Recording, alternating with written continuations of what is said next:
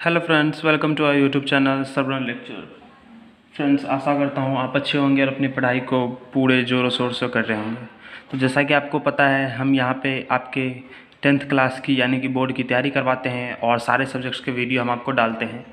अगर आप नए हैं, हमारे चैनल से नहीं जुड़े हैं, तो चैनल को ज़रूर सब्सक्राइब करें और हमारी वीडियो अच्छी लगती है तो लाइक ज़रूर करके जाएं। तो चलिए ज़्यादा वेस्ट नहीं करके आज समझते हैं कि आज हमें पढ़ना क्या है। तो दोस्तों, जैसा कि आपको पता होगा, गणित के क्लासेस में पिछले 2-3 क्लास से हम मॉडल पेपर सॉल्व कर रहे हैं।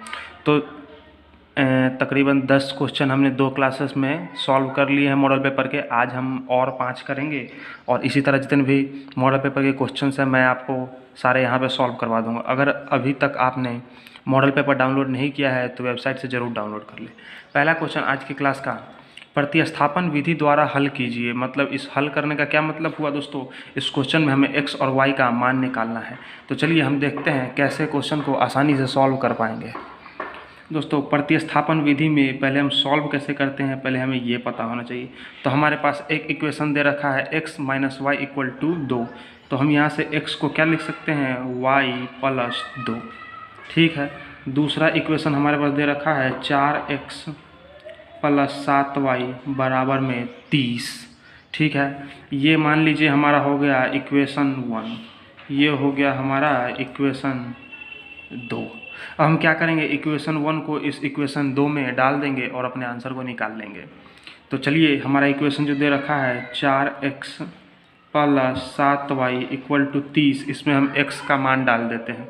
तो x का मान क्या हमारा है, y प्लस 2। तो x के बदले लिख देंगे y प्लस 2, ये प्लस 7y इक्वल टू 30। ये हो गया हमारा 4y plus 8 plus 7y equal to 30।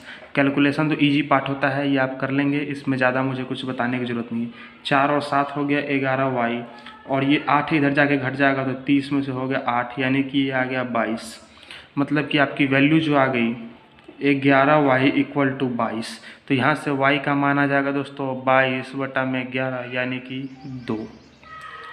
अब एक वैल्यू आपका निकल गया y का, तो आप x का भी आसानी से निकाल लेंगे। इस वाले इक्वेशन में पुट कर दें x equal to y plus 2। आपने y का मान निकाला है 2, तो यहाँ लिख दीजिए 2 प्लस 2। तो x का मान आ गया दोस्तों 4, मतलब y का मान 2 और x का मान 4। अगले क्वेश्चन पे चलते हैं। दोस्तों, हमारा कराया हुआ वीडियो आपको अच्छा लग रहा है तो लाइक करके ज़रूर जाएँ, ताकि हम आपके लिए और वीडियो ऐसे बनाते रहेंगे फ्यूचर में। एग्ज़ाम टाइम में अगर हमें अच्छा रिस्पांस मिलता है आपको, तो आपके लिए और ज़्यादा से ज़्यादा वीडियो हम तेज़ी से बनाएंगे आपके लिए, ताकि एग्ज़ाम में आप ज़्यादा से ज़्यादा नंबर ला सकें। तो वीडियो को आप लाइक करके ज़रूर जाना है।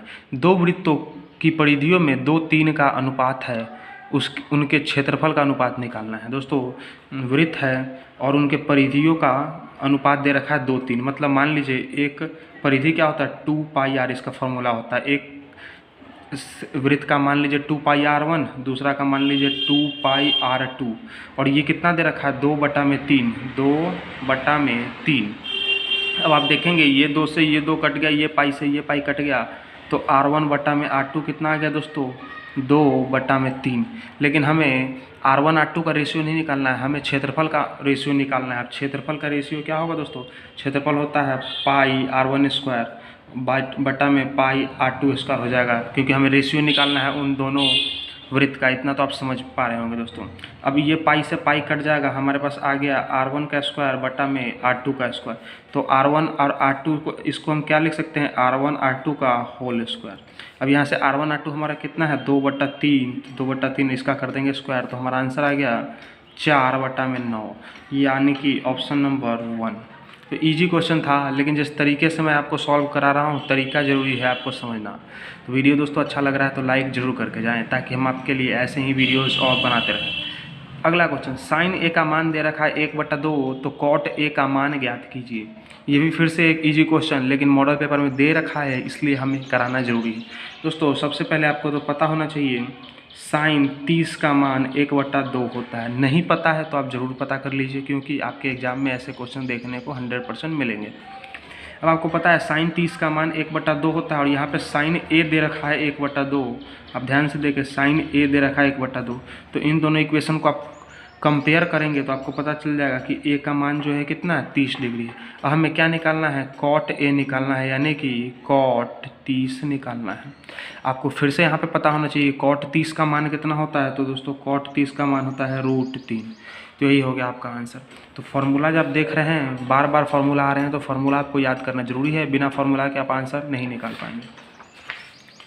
अगला क्वेश्चन, दो गोलों के आयतनों का अनुपात 64:27 है, उनके वक्र पृष्ठीय क्षेत्रफल का अनुपात ज्ञात कीजिए। यानी कि दो गोला है, मान लीजिए एक गोला ये रहा, दूसरा गोला ये रहा, इनके आयतनों का अनुपात, मान लीजिए इसकी जो त्रिज्या है R1 है, इसकी त्रिज्या R2 है, इनके आयतनों का अनुपात 64:27 है। मतलब आयतन का फॉर्मूला क्या होता है गोलों का दोस्तों, 4/3 पाई R1³ मान लीजिए, दूसरे वाला का मान लीजिए 4/3 पाई R2³, और ये दे रखा है 64/27। ठीक है, इतना आप समझ गए। अब इस 4/3 से इस 4/3 को काट दीजिए, पाई से पाई काट दीजिए, हमारे पास आ गया R1/R2 64/27। लेकिन दोस्तों यहाँ पावर 3 दे रखा है, नीचे ही पावर 3 है, तो हम इसको इस तरह लिख सकते हैं। अब इस 64/27 को आप कैसे लिख सकते हैं, 4/3 का क्यूब। ठीक है, क्योंकि 4 का क्यूब 64 और 3 का क्यूब 27। तो आपको पता चल गया कि R1/R2 आपका कितना आने वाला है, 4/3। ठीक है, इतना आप समझ गए। अब हमें क्या चाहिए, अब आप देख लीजिए, अब हमें चाहिए क्या, वक्र पृष्ठीय क्षेत्रफल का अनुपात चाहिए। वक्र पृष्ठीय क्षेत्रफल का फॉर्मूला क्या होता है दोस्तों, का उनका अनुपात चाहिए, तो वो होता है 4 पाई R1² बटा में 4 पाई R2²। ठीक है, तो यहाँ 4 से 4 कट गया, पाई से पाई कट गया, हमारा जो आंसर आएगा R1/R2, और इस पूरे का क्या आएगा, स्क्वायर आएगा। तो हमें क्या करना है, R1 और R2 का स्क्वायर निकालना पड़ेगा। तो R1 का स्क्वायर बटा में R2 का स्क्वायर, तो दोनों तरफ स्क्वायर होगा, तो ये आ जाएगा ऊपर में 16 बटा नीचे में 9। अब इस वैल्यू को हम यहाँ डाल देंगे, तो ये हमारे पास आ गया 16:9। तो यही हो गया हमारा आंसर।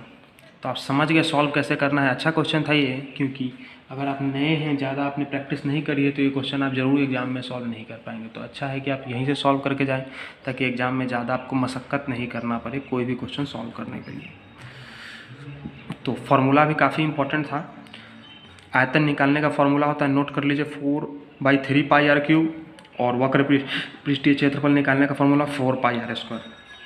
दोनों फार्मूला आपको याद है तो क्वेश्चन जरूर सॉल्व हो जाएगा। अगला क्वेश्चन, 6 सेंटीमीटर त्रिज्या वाले एक वृत्त के एक त्रिज्यखंड का क्षेत्रफल ज्ञात कीजिए जिसका कोण 60 डिग्री। अब देखिए, ये आपके NCERT में दे रखा क्वेश्चन है, NCERT का क्वेश्चन है, एकदम सेम टू सेम, और यही क्वेश्चन आपके एग्जाम में पूछा जा रहा है। तो आप समझ लीजिए कितना इंपॉर्टेंट क्वेश्चन हो सकता है आपके लिए। तो आपको पता है, सबसे पहले त्रिज्यखंड एक बनाइए। त्रिज्यखंड हम बनाते कैसे हैं, इस तरह बनाते हैं त्रिज्यखंड। मतलब कि कोई एक पूरा सर्किल होता है, इस तरह ये पूरा सर्किल रहा होगा, इसमें से हमने एक त्रिज्यखंड काट लिया। इस त्रिज्यखंड का कोण दे रखा है 60 डिग्री, और त्रिज्या दे रखी है 6 सेंटीमीटर। 6 सेंटीमीटर। इस त्रिज्यखंड का क्या हमें निकालना है, क्षेत्रफल। मतलब इसका हमें, इस त्रिज्यखंड का हमें क्षेत्रफल निकालना है। आपको त्रिज्यखंड के क्षेत्रफल निकालने का फॉर्मूला आपको पता होना चाहिए। जो त्रिज्यखंड के क्षेत्रफल, यानी कि मैं उसको इंग्लिश में एरिया लिखूं, तो होता है थीटा बटा में 360 इंटू पाई R²। ये होता है फॉर्मूला। ठीक है, अब आपको पता है थीटा यहाँ पे कितना है, 60 डिग्री है, आर कितना है यहाँ पे, 6 सेंटीमीटर है। तो जो आपको वैल्यू दे रखा, आप वैल्यू इसमें डालते चले जाइए। थीटा के बदले डालिए 60 बटा में 360। पाई का मान होता है 22 बटा में 7। आर कितना है, 6 गुना में 6। ठीक है, यूनिट आपका क्या हो जाएगा, सेंटीमीटर स्क्वायर। अब हम क्या कर सकते हैं, इस 0 से 0 को काट दिए, 6 से 36 को 6 बार में काट दिए, इस 6 से इस 6 को कट गया, हमारे पास बच गया 22 इंटू 6 बटा 7 सेंटीमीटर स्क्वायर।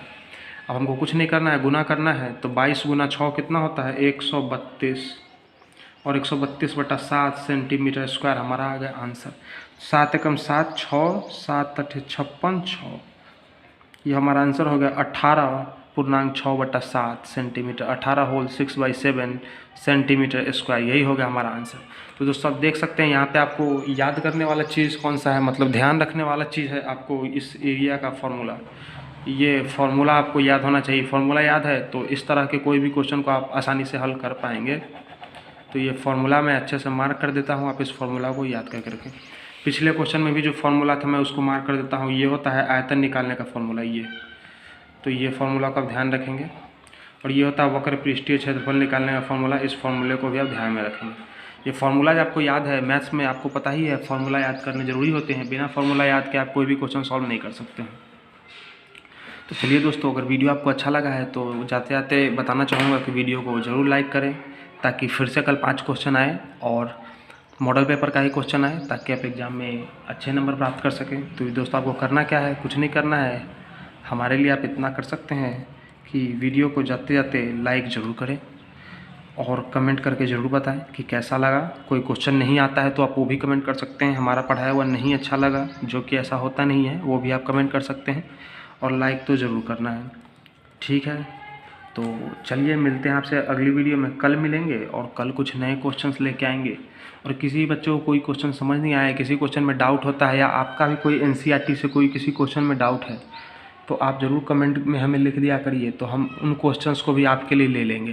क्योंकि हमारे लिए आपका ज़्यादा से ज़्यादा नंबर आना बहुत ज़रूरी है, तभी हम हमारा भी चैनल पे पढ़ाने का फेमस हो पाएंगे। मतलब हमारा रिज़ल्ट अच्छा आएगा तभी तो माना जाएगा कि चैनल भी अच्छा है। इसलिए हम चाहते हैं कि आपका नंबर भी अच्छा आए और आप अच्छे से पढ़ाई करें। चलिए दोस्तों, मिलेंगे आपसे अगली वीडियो में, तब तक के लिए धन्यवाद।